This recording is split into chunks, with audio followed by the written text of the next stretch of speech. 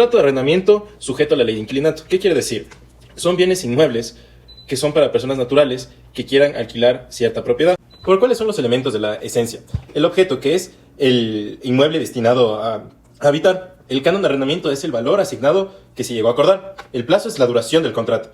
Y el consentimiento de ambas partes para la aceptación voluntaria del contrato. Elementos de la naturaleza. La obligación del arrendador es entregar el departamento en buen estado. Obligación del arrendatario es pagar el canon de arrendamiento a tiempo y devolver el departamento en buen estado.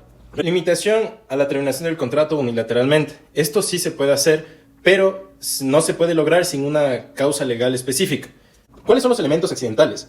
Una de ellas es, por ejemplo, la garantía, la prohibición de tener mascotas o subarrendar, que es, por ejemplo, si tú arrendas el departamento, tú no puedes subarrendar el departamento a alguien más sin el permiso del dueño. Cláusula de penalidades por terminación anticipada. ¿Esto qué quiere decir? Si no se cumple ese año, el cliente tiene una penalización. Si el cliente decide irse antes de los 12 meses y terminar el contrato unilateralmente, se le penaliza. Y normalmente en los contratos se le pone como cláusula penal, indemnización, 2 meses de garantía. Pero, ¿por qué leyes guiarse? Si es para arrendar, puedes guiarte por la ley de inquilinato. Pero si es para trabajar, bien puedes guiarte por el Código Civil o el de Comercio. Esas son las diferencias. En la ley de inquilinato, la finalidad del uso es más habitacional. En el Código Civil o de Comercio es más comercial o agrícola o industrial. Existe mayor protección al arrendatario, por ejemplo. El canon solo puede ser modificado anualmente, generalmente después de 12 meses, desde el último ajuste de renovar el contrato.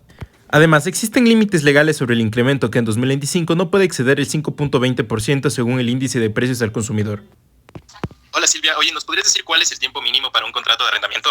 Sí, mínimo un año. Y en el Código Civil no existe eso. Es como lo vayas pactando, cómo te pongas de acuerdo, pero no estás obligado a que sea un año. Pero ¿cuáles son los elementos de la naturaleza? Por ejemplo, la renovación automática. Si no existe esto, se considera desahucio. Limitación en el aumento del canon de arrendamiento. No se puede subir un centavo más de lo pactado y de lo firmado en el contrato. Derecho del inquilino a permanecer hasta que se cumpla el tiempo establecido o las causas legales del contrato. Obligación del arrendador de mantener bien el inmueble. Esto quiere decir que tal como fue entregado el departamento debe ser devuelto.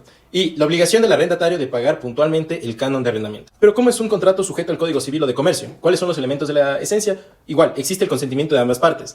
Existe igual un canon de arrendamiento.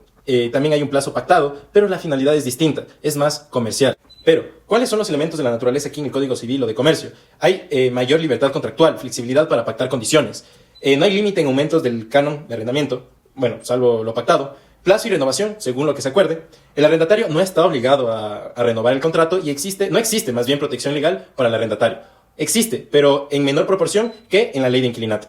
¿Cuáles son los elementos accidentales en un contrato fijado en el Código Civil o de Comercio? Por ejemplo, revisión anual del canon por inflación o otros índices. Cláusula de no competencia.